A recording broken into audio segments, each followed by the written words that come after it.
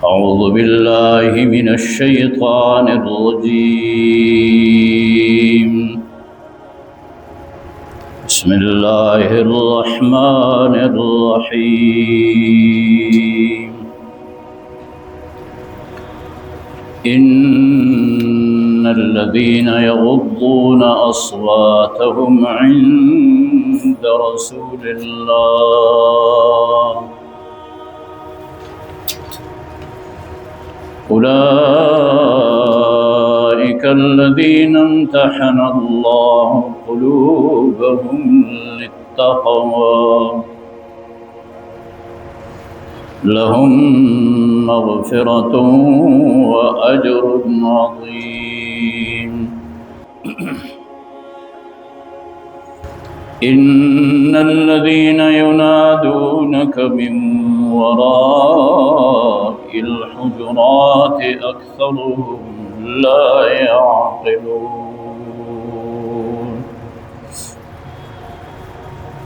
ولو أنهم صبروا حتى تخرج إليهم لكان خيرا لهم والله غفور رحيم.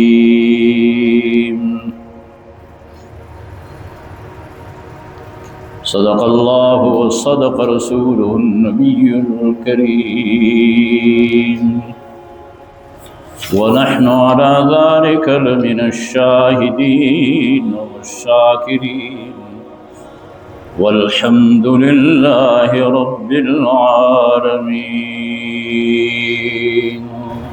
سورۃ مقدسہ کی ابتدائی آیتوں میں دو حکم دیے گئے تھے گزری ہوئی آیتوں میں.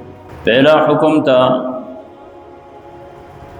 کہ اللہ اور اس کے رسول سے آگے مت بڑھو، پیش قدمی مت کرو رسول اللہ صلی اللہ علیہ وسلم سے. اور دوسرا حکم دیا گیا تھا لا ترفعوا اصواتکم فوق صوت النبی، رسول اللہ صلی اللہ علیہ وسلم کی مبارک آواز سے اپنی آوازوں کو اوپر مت کیا کرو اس طرح. اب تلاوت شدہ آیتوں میں ان کی تعریف کی جاتی ہے. حضرات صحابہ رضوان اللہ تعالی عنہم اجمعین وہ ہستیاں تھیں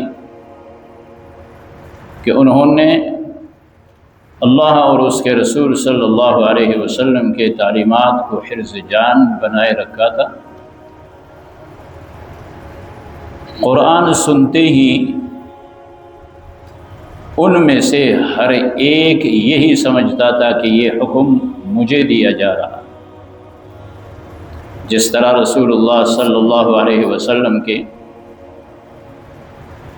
متعلق ارشاد فرمایا گیا کہ آپ صلی اللہ علیہ وسلم کی آواز سے اپنی آوازوں کو پست رکھو، بلند آواز سے بات مت کرو. تو آپ نے دیکھا آپ کے سامنے میں نے عرض کیا تھا کہ ثابت بن قیس وہ اپنے آپ کو کہنے لگے اور محسوس کرنے لگے کہ یہ میں ہی ہوں، مجھے ہی قرآن نے کہا ہے، کیونکہ ان کی آواز بہت اونچی تھی، بڑے پریشان تھے. صحابہ کے پوچھنے پہ اس نے کہا تھا کہ میری آواز اللہ کے رسول کی آواز سے بہت اونچی ہے، تو بس میں تو سمجھتا ہوں کہ میں گیا اور تباہ ہو گیا، میں اہل نار میں سے ہوں، میں جہنمی ہوں. جہاں رسول اللہ صلی اللہ علیہ وسلم کو علم ہوا، آپ صلی اللہ علیہ وسلم کو بتلایا گیا کہ ثابت بن قیس یوں کہہ رہے ہیں، تو آپ صلی اللہ علیہ وسلم نے فرمایا نہیں وہ جنتیوں میں سے. دیکھیے کتنی بڑی بات ہے کہ اس کے حق میں اللہ کے رسول فرماتے ہیں نہیں وہ جنتیوں میں سے. اور صحابہ کہتے ہیں کہ ثابت بن قیس جب چلتے پھرتے تھے تو ہم کہتے یہی تھے کہ یہ جنتی جا رہا ہے. کیوں کہ زبان نبوت سے اس کو کہا گیا تھا کہ یہ جنتی. تو حکم ملا تھا کہ اپنی آوازوں کو پست کرو، آواز پیغمبر کی آواز سے اونچی نہ ہو. اب اللہ تعالیٰ یوں ارشاد فرما رہے ان الذین یغضون اصواتهم عند رسول اللہ، جو لوگ رسول اللہ صلی اللہ علیہ وسلم کے سامنے اپنی آوازوں کو پست رکھتے ہیں، اولئک الذین امتحن اللہ قلوبهم للتقوی، اللہ پاک نے انہی لوگوں کا امتحان لیا، جانچا اللہ نے ان کے دلوں کو، اور اللہ نے ان کو پاس کیا ان کے لیے مغفرت اور اجر عظیم۔ قرآن کا حکم سنا، اس پہ عمل کیا، اللہ تعالیٰ مجھے اور آپ کو قرآن کا عامل بنائے۔ فرمایا اللہ تعالیٰ نے ان کے دلوں کو جانچا اور ان کو تقوی، ان میں تقوی پایا، اور اللہ پاک نے ان کو کامیاب ٹھہرایا ہے، ان کے لیے مغفرت اور اجر عظیم۔ اب ان کو تسلی ہو گئی ہے کہ اللہ پاک نے ان کی مغفرت فرمائی اور اللہ نے ان کے لیے اجر عظیم کا وعدہ کیا۔ دوسری آیت میں پھر یہ کہا جاتا ہے کہ جو لوگ آپ صلی اللہ علیہ وسلم کو دیوار کے ورے حجرات کے باہر زور زور سے پکارتے ہیں، یہ کون لوگ تھے؟ یہ وہی بنی تمیم جو رات میں نے عرض کیا تھا کہ آئے تھے مدینہ میں رسول اللہ صلی اللہ علیہ وسلم کے پاس، باہر کے دیہات کے لوگ تھے، وہ آئے اور آپ صلی اللہ علیہ وسلم ازواج مطہرات کے ہاں آپ اپنے حجرات میں ٹھہرے ہوئے تھے۔ حجرات وہ رسول اللہ صلی اللہ علیہ وسلم کی بیویوں کی کمرے تھیں، حجرات، جس میں رسول اللہ صلی اللہ علیہ وسلم باری باری ٹھہرتے تھے۔ آپ نے دیکھا ہے جب آپ گئے ہیں مدینہ طیبہ میں مسجد نبوی میں، جہاں پہ رسول اللہ صلی اللہ علیہ وسلم کو سلام پیش کیا جاتا ہے، تو یہ چاروں طرف اس طرح ایک جالی لگی ہوئی ہے، یہی وہ مقام ہے جو رسول اللہ صلی اللہ علیہ وسلم کے بیویوں کے مکانات حجرات کہلاتے تھے۔ یعنی جب آپ باب السلام سے مسجد نبوی میں داخل ہو جائیں گے، پھر سیدھے نکلتے ہیں آپ باب البقیع سے، یا آپ جنت البقیع کے طرف سے جب آئیں گے مسجد نبوی میں، ایک سائڈ پہ باب البقیع کا دروازہ ہے اور دوسرے سائڈ پہ باب جبرائیل، ان کے درمیان میں چند صفوں سے اس طرف جو جالی لگی ہوئی ہیں چاروں طرف، ایک سائڈ اس کا یہی ہے جس پہ سلام پیش کرتے ہیں، دوسرا سائڈ اس کا وہی ہے جو باب بقیع اور باب جبرائیل کی طرف پڑتا ہے، تیسرا سائڈ اس کا وہ ہے جو اصحاب صفہ کے طرف پڑتا ہے، باب جبرائیل سے جب سیدھے آ جاتے، تو یہی اس کو بعد میں مسجد نبوی میں شامل کیا گیا، یہ رسول اللہ صلی اللہ علیہ وسلم کی بیویوں کے حجرات۔ صحیح؟ تو یہاں پہ رسول اللہ صلی اللہ علیہ وسلم اپنے گھر میں تھے، یہ جب آ گئے باہر کھڑے ہیں، اپنے وہ دیہاتی انداز میں پکار پکار کے کہہ رہے تھے، اخرج الینا یا محمد یا محمد یا محمد۔ رسول اللہ صلی اللہ علیہ وسلم کو پکار پکار کے اونچی آواز سے کہہ رہے تھے، باہر نکلو، ہمارے پاس آؤ، ہم آپ سے ملنے آئے ہیں، زور زور سے پکار رہے تھے، باہر آؤ باہر آؤ۔ اسی کو اللہ تعالیٰ اس آیت کریمہ میں بیان کرتے ہیں، فرماتے ہیں ان الذین ینادونک، جو لوگ پکارتے ہیں آپ صلی اللہ علیہ وسلم کو، من وراء الحجرات، حجرات کے باہر سے، دیوار کے باہر سے، زور زور سے، یا محمد یا محمد، اکثرهم لا یعقلون، ان میں اکثر لوگ عقل نہیں رکھتے، بے عقل۔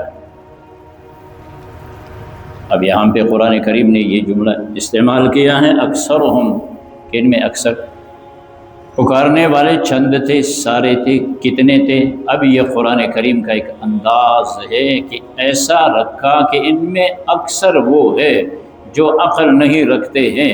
اب ان میں سے ہر ایک یہی سمجھتا ہوگا کہ مجھے تو بے عقل نہیں کہا گیا، میں نہیں ہوں، فلانا ہوگا فلانا ہوگا۔ اگر وہ اس طرح آپ کو نہ پکارتے، وَلَوْ أَنَّهُمْ صَبَرُوا حَتَّى تَخْرُجَ إِلَيْهِمْ لَكَانَ خَيْرًا لَهُمْ، اگر آپ کو پکارنے کے بجائے وہ وہاں پہ صبر کرتے حتیٰ کہ آپ صلی اللہ علیہ وسلم نکلتے، پھر تسلی سے آپ بیٹھتے، پھر وہ لوگ آتے، تو یہ ان کے حق میں بڑا اچھا ہوتا۔ پیغمبر کی شان تو یہ نہیں ہے کہ دور دور سے ان کو پکارا جائے، پیغمبر کی یہ شان نہیں ہے، اس لیے فرمایا اب بھی اللہ تو غفور الرحیم ہے۔ اگر وہ اپنے اس کرتوت، اس عمل سے تائب بنتے ہیں، توبہ کرتے ہیں کہ ہم آئندہ اس طرح نہیں کریں گے، اللہ بخشنے والے ہیں اور اللہ رحم کرنے والے مہربان ذات ہے۔ چنانچہ ترجمہ سنیے۔ ارشاد خداوندی ہے، اعوذ باللہ من الشیطان الرجیم، بسم اللہ الرحمن الرحیم۔ ان الذین یغضون اصواتهم، بے شک وہ لوگ جو پست رکھتے ہیں اپنی آوازوں کو، جو اپنی آوازوں کو پست رکھتے ہیں، عند رسول اللہ، رسول اللہ صلی اللہ علیہ وسلم کے سامنے جو پست آواز سے بات کرتے ہیں، اولئک الذین امتحن اللہ قلوبهم للتقوی، وہی وہ لوگ ہیں کہ اللہ تعالیٰ نے ان کے دلوں کا امتحان لیا، تقوی کے لیے ان کو جانچا اور اللہ نے کامیاب پایا۔ لہم مغفرۃ واجر عظیم، ان کے لیے اللہ مغفرت کا وعدہ دے رہے ہیں، فرمایا ان کے لیے مغفرت ہے، وَأَجْرٌ عَظِيمٌ، اور بہت بڑا اجر ہے۔ ان الذین، بے شک وہ لوگ، ینادونک، جو پکارتے ہیں آپ صلی اللہ علیہ وسلم کو، من وراء الحجرات، دیوار کے پیچھے سے آپ کا نام لے کر پکارتے ہیں، اکثرهم لا یعقلون، اکثر ان میں عقل نہیں رکھتے، بے عقل ہے۔ ولو انہم، اگر وہ صبر کرتے، حتی تخرج الیہم، حتیٰ کہ آپ صلی اللہ علیہ وسلم اپنے گھر سے نکلتے، باہر جاتے، لکان خیرا لہم، وہ پھر آپ سے تسلی سے ملتے تھے، ان کے لیے بہتر ہوتا۔ خیر فرمایا اب بھی موقع ہے، اگر وہ اپنے اس عمل سے تائب بن کر توبہ کرے، واللہ غفور الرحیم، اور اللہ بخشنے والے مہربان ہے۔ اللہ الحمدللہ رب العالمین، والصلاة والسلام على رسوله محمد وعلى آله وأصحابه وأتباعه أجمعين۔ اللهم آنس وحشتنا في قبورنا، اللهم ارحمنا بالقرآن العظيم واجعله لنا إماما ونورا وهدى ورحمة، اللهم ذكرنا منه ما نسينا وعلمنا منه ما جهلنا، وارزقنا تلاوته آناء الليل وآناء النهار، واجعله لنا حجة يا رب العالمين۔ ربنا تقبل منا إنك أنت السميع العليم، وتب علينا إنك أنت التواب الرحيم، وصلى الله تعالى على النبي الأمي وعلى آله وأصحابه وأتباعه أجمعين، آمين۔